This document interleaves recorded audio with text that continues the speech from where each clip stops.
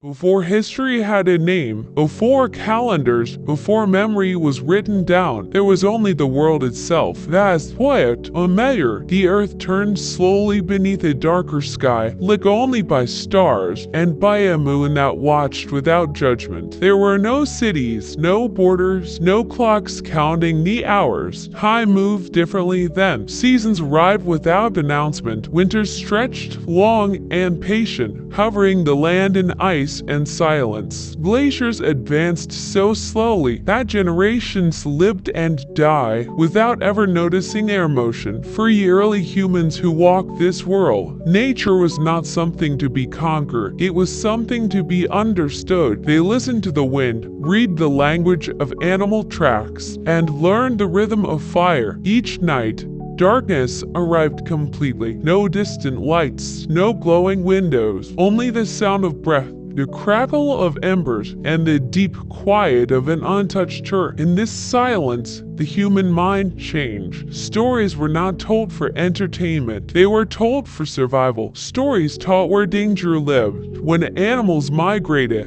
and how to remember those who were gone. There were no written records, yet memory itself was sharp. Faces were remembered. Voices were remembered. The land was remembered. This was the world before history. Not empty, not primitive, but deeply aware. A world where every sound mattered, every movement carried meaning, and every life was woven into the land itself. Life in the world before history was shaped by patterns, not schedules, not plans, but rhythms. The rising and setting of the sun, the return of animals to familiar paths, the slow change of the seasons. Early humans learned to live inside these rhythms rather than against them. They woke with the light. They rested when darkness returned. There was no need to hurry. Food came from patience, from watching, from waiting. A successful hunt was never guaranteed. Some days there was abundance, other days there was only endurance. Yet even in uncertainty, there was balance. Nothing was wasted. Every tool was shaped by hand, every fire carefully tended, every shelter built with awareness of wind and cold. Stone,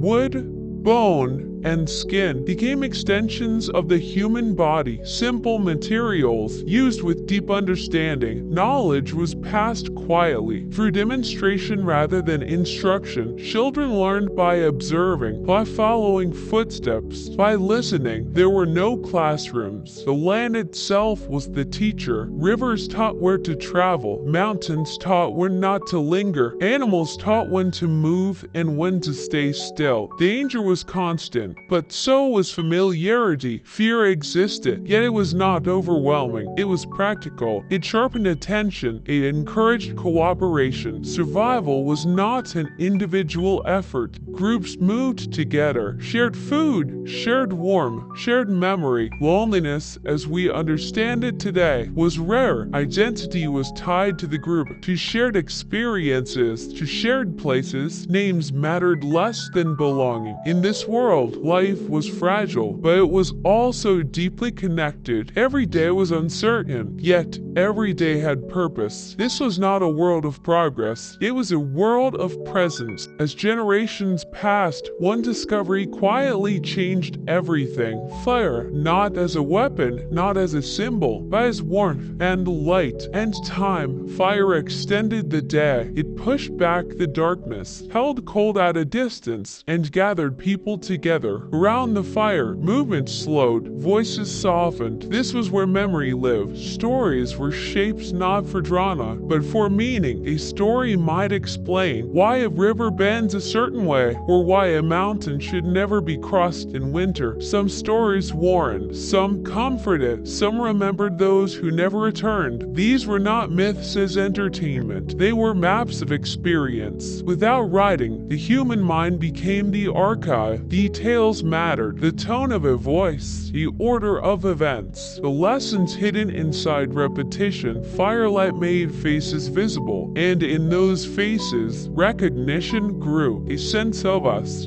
Over time, symbols emerged, marks on stone, patterns carved into bone, shapes repeated again and again. time. They did not yet represent history. They represented attention, an awareness that moments could be held, that meaning could last longer than a single life. There was no concept of progress, but there was continuity. The past mattered because it explained the present, and the present mattered because it kept the group alive. Night after night, beneath the same stars, humans learned not only how to survive, but how to remember. This quiet remembering was the beginning of something new, not history, but the possibility of it. As human groups grew more familiar with the land, they also grew more familiar with one another. Belonging took shape quietly, not through rules, but through shared experience. Who gathered food together? Who watched the fire at night? Who remembered the old past? Trust was built slowly, layer by layer, through repetition. Small gestures mattered. A shared meal, a warning call, a hand placed on a shoulder in silence. There were no leaders in the modern sense, no written laws. Authority came from knowledge. Those who understood the land best were listened to. Those who remembered the past were respected. Age was not weakness, it was memory. The group moved as a single body, adapting constantly. When food grew scarce, they traveled. When danger appeared, they learned. Conflict existed, but survival required restraint. Energy was precious. Violence was costly. Cooperation was not idealism, it was necessity. Over time, rituals emerged. Simple acts repeated with intention. A pattern before a hunt, a moment of stillness after loss. These rituals did not demand belief.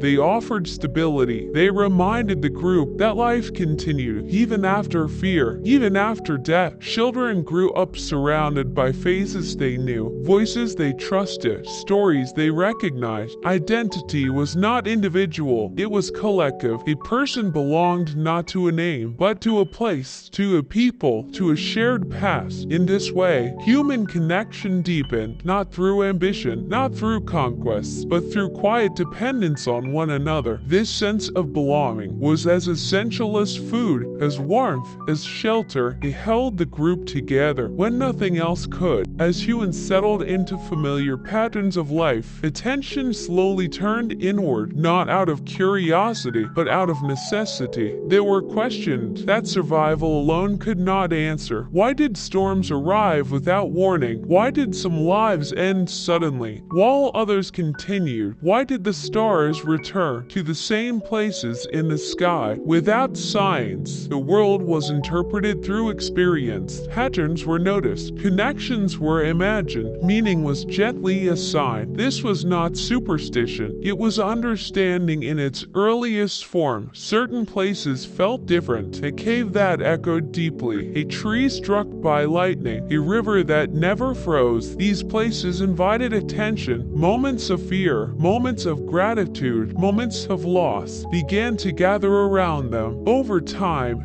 gestures appeared, a stone placed carefully, a handprint left on a wall, a pause before entering a familiar space. These actions were not rituals yet. They were acknowledgments, an unspoken sense that the world was more than what could be touched. Dreams carried weight. They felt vivid, personal, sometimes instructive. Dreams blurred the boundary between waking life and inner experience. In dreams, the dead could return. Animals could speak, journeys could unfold without movement. When morning came, these experiences were shared, not dismissed. They were woven into stories, and stories shaped perception. Slowly, the idea formed that life extended beyond the visible moment, not as doctrine, not as belief, but as feeling, a quiet intuition that existence had depth. This inward attention did not replace survival, it complemented it. The human mind was learning not only how to live in the world, but how to reflect upon it. Over time, the human desire to notice became the desire to leave something behind, not a record, not a message, but trace. On the walls of caves, in places far from daily life, marks began to appear. Lines, chief, animals in motion. These images were not decoration, they were attention made visible. A way of saying, this mattered. The hands were pressed against stone, outlined with pigment, leaving the shape of a living presence. A simple gesture, yet deeply intentional. To place a mark on stone was to acknowledge time. It suggested that a moment could last longer than a breath, longer than a life. Animals were drawn with care, not as trophies, but as companions in survival. Their movements were understood, their strength respected, their role accepted. These images were not meant to be seen by many. Some were hidden deep underground, accessible only after long,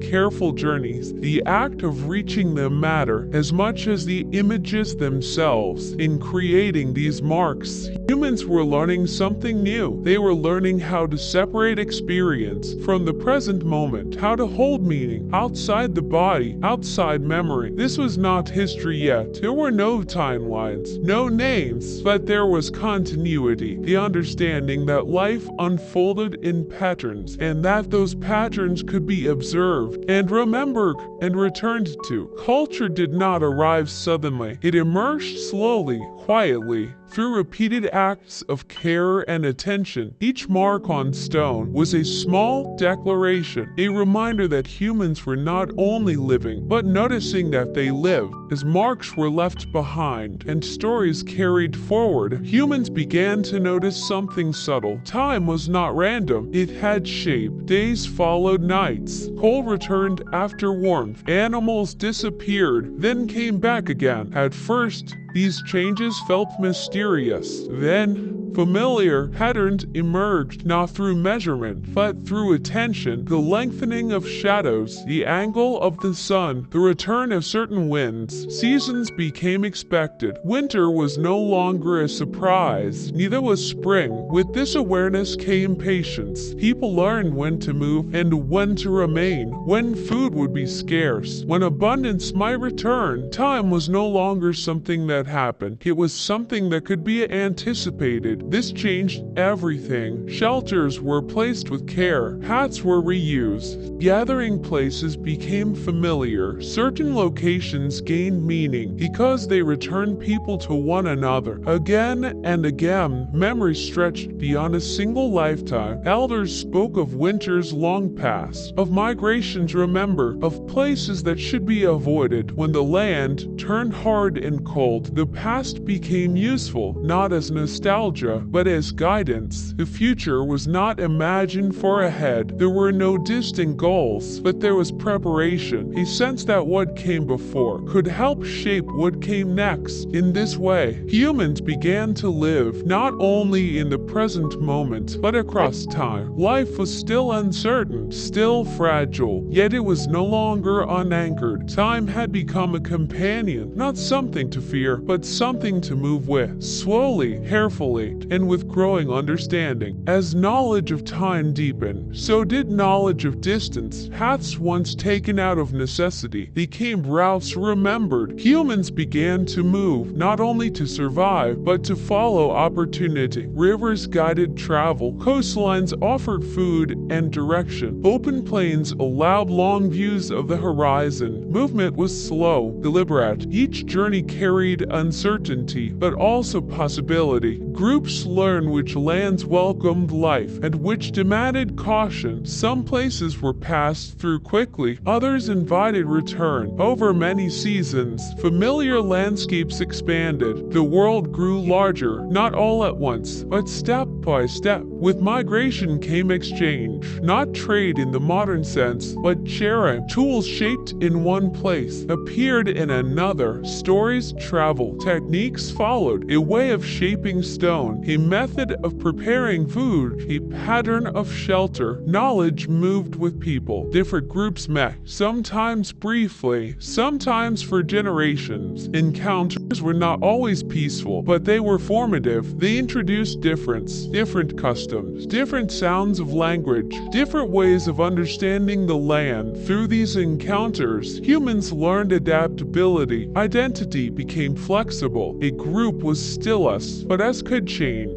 Belonging was no longer tied to a single place alone. It traveled. The earth itself became familiar in many forms. Forests, each demanded new understanding, new patience, new respect. In walking beyond the familiar, humans did not abandon their past. They carried it with them. Every step outward was supported by memory, by shared knowledge, by quiet trust in one another. This widening world was not conquered, it was gradually learned. As the world grew more familiar, human attention began to extend forward, not far into the future, not into dreams of progress, but just far enough to prepare. Tools slowly changed. Stone was no longer shaped only for the present task. Some tools were made to last, others were made for specific moments. A blade for cutting, a point for hunting, a scraper for skin and bone. Each carried intention. Time was invested before it was needed. This quiet shift mattered. It meant effort could be saved, energy could be conserved, risk could be reduced. Planning entered human life without ceremony. Food was dry, firewood gathered early, shelters reinforced before cold arrived. These actions were simple, yet deeply thoughtful. They showed an awareness that the present moment was connected to what came next. Knowledge accumulated slowly. Mistakes were remembered. Successes repeated. A tool that failed was reshaped. A method that worked was taught. Learning was communal. One person's experience became the group's memory. In this way, humans began to act not only in response, but with foresight. Life still held uncertainty. Storms still arrived unannounced. Animals still migrated beyond reach. Yet the feeling of helplessness softened. Preparation brought calm, a sense that while everything could not be controlled, something could be anticipated. This growing awareness did not create ambition, it created steadiness. Humans learned to pause, to consider, to act with quiet purpose. The mind was no longer bound entirely to the present. It began to stretch gently forward, not toward domination, not toward mastery, but toward continuity, a desire for life to remain possible tomorrow and the day after that. As preparation became part of daily life, knowledge began to take on a new role. It was no longer held by chance alone. It was passed on, not through instruction, not through explanation, but through repetition and example. A child watched how a tool was held, how a fire was fed, how silence was kept when animals were near. Learning happened quietly. Mistakes were corrected gently, often without words. Over time, certain ways of doing things endure. A familiar method of shaping stone, a preferred place to gather at dusk, a pattern followed before long journeys. These habits formed the earliest traditions. They were not rules. They were remembered solutions. Each tradition carried the weight of experience. It said this has worked before. Through repetition, actions gained meaning. A gesture before travel acknowledged uncertainty. A shared meal after success reinforced connection. Even grief found form. Moments of stillness, a pause by the fire, a story spoken softly. These practices did not remove pain, they gave it structure. Teaching became continuous, not confined to childhood, not limited by age. Everyone learned, everyone taught.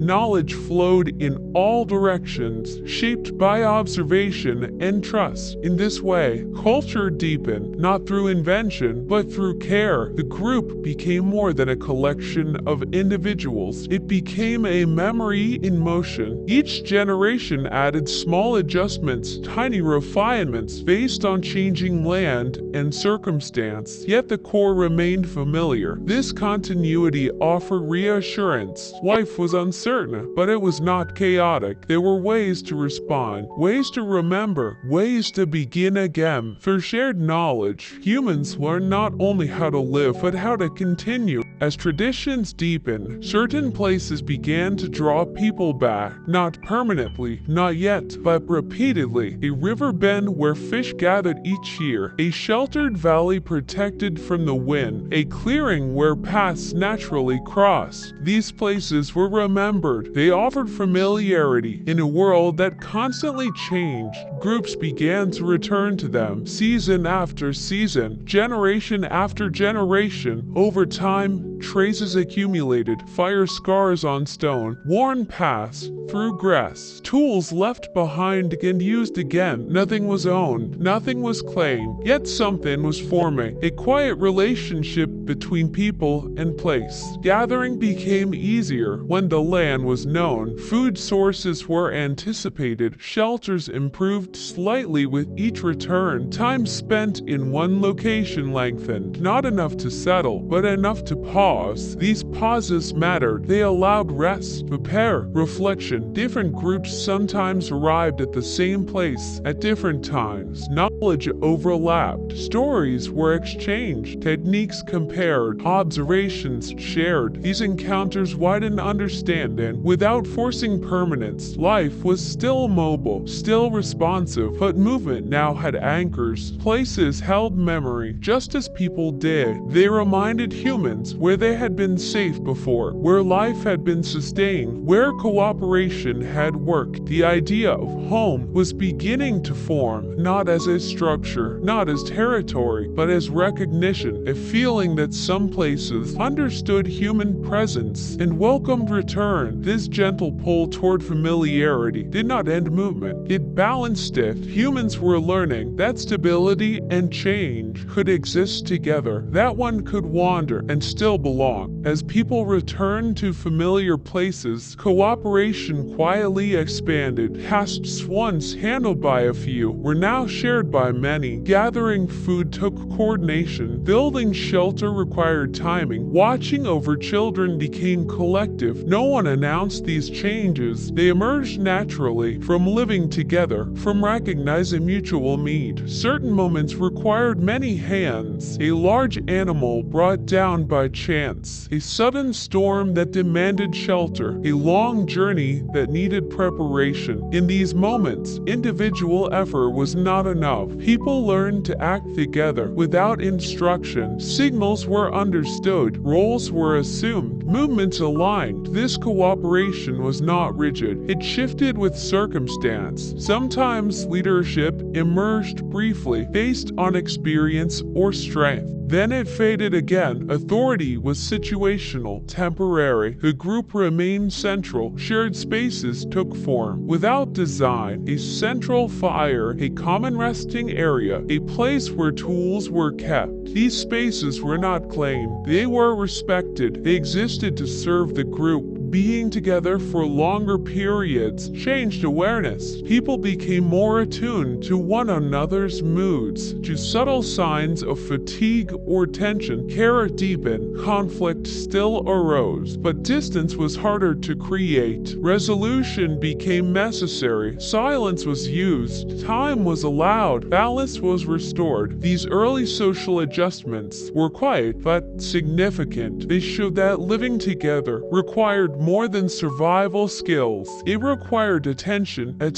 to one another, to shared needs, to the fragile harmony of group life. Through cooperation, humans discovered something new. Strength did not only come from tools or planning, it came from alignment, from moving in the same direction, at the same time, for the same purpose. This shared effort laid the groundwork for everything that would follow. Not cities, not civilization, but the ability to imagine a future together. As cooperation expanded and familiar places drew people back, a quiet tension began to appear, the pull to stay and the need to move. Staying offered comfort, familiar paths, known resources, predictable shelter. Moving offered safety of another kind, fresh land, untouched food sources, distance from exhaustion. Humans learned to live between these two instincts instincts. Too much movement brought uncertainty. Too much stillness brought strain. Balance became essential. Groups began to recognize when a place could no longer give enough, when the land needed time to recover, when resources thinned quietly. Leaving was not failure, it was understanding. At the same time, returning was no longer random. Movement formed loops, seasonal circles, journeys that began and ended in familiar ground. Life became rhythmic. Travel outward, return inward. This rhythm shaped awareness. People noticed how land responded to rest and use, how animals returned when given time, how water paths shifted slowly. These observations deepened respect. The world was no longer endless. It had limits, and those limits mattered. Care emerged not as morality, but as survival knowledge. To take everything meant having nothing later. To pause meant life could continue. This understanding softened behavior. Excess became rare. Moderation became instinctive. Humans learned that endurance came from restraint, not dominance. In living between movement and stillness, they discovered patience, a way of acting that allowed both change and continuity. This balance did not promise security. Life remained uncertain, but it offered sustainability, a way to exist without exhausting the world. That made existence possible. In this quiet tension, humans learned something enduring, that survival was not about speed, it was about timing. As cycles repeated and familiar paths endured, humans began to notice something else. Life overlapped. Children grew beside elders. Stories were told more than once. Places were returned to by those who had once arrived as children themselves. Time became layered. The past was no longer distant. It lived in memory, in habit, in the quiet advice offered by those who had seen more seasons. Experience gained value, not as authority, but as continuity. Elders were not set apart. They were held close. Their memories carried guidance. Their presence anchored the group to what had come before. Through them, events that happened long ago remained useful. A dangerous crossing remembered, a famine survived, a shelter that once saved lives. These memories did not belong to a single person. They belonged to the group. In this way, knowledge stretched beyond one lifetime. Life was no longer experienced as isolated moments. It became a thread. Each generation added to it, carefully, without knowing where it might lead. Children learned not only how to survive, but how to remember. They absorbed habits without question. They inherited gestures, pauses, and ways of responding. The future was not planned. It was trusted. Trusted to those who would come next. This trust softened fear. Loss still occurred. Death remained present, but it was no longer abrupt. It was woven into the rhythm of life, acknowledged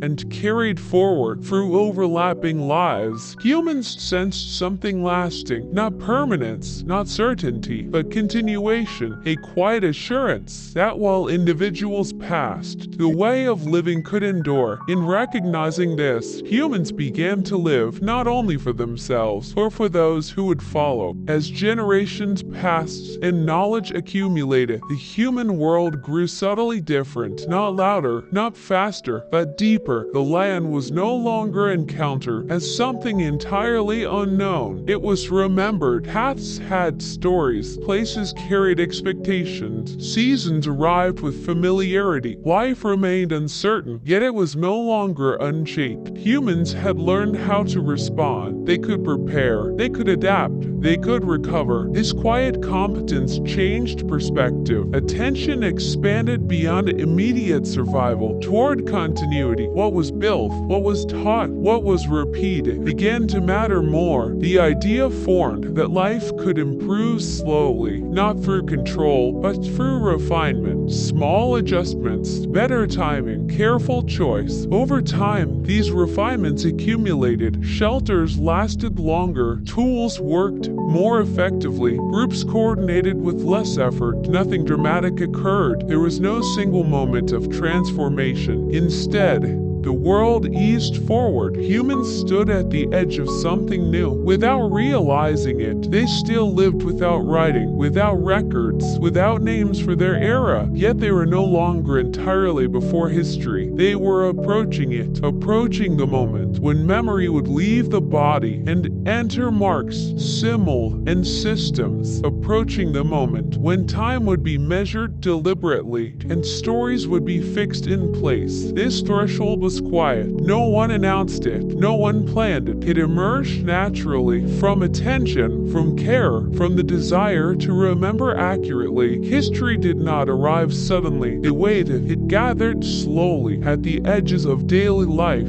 shaped by countless small decisions made long before anyone thought to write them down. In this stillness, the human story paused, balanced between what had always been and what was about to begin.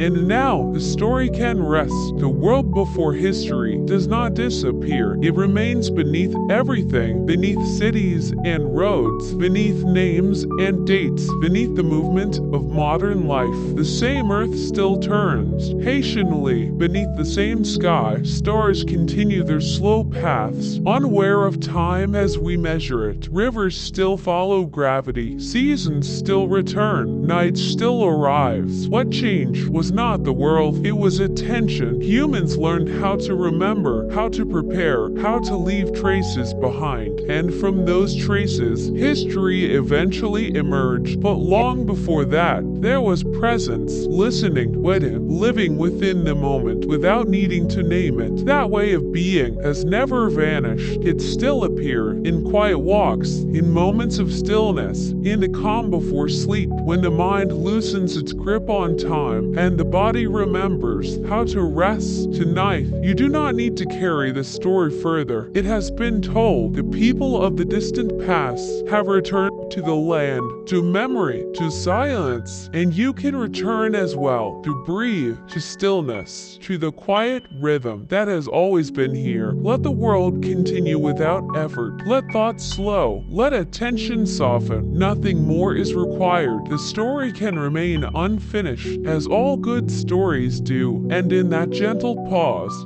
sleep can arrive naturally, without instruction, without urgency, just as it always has.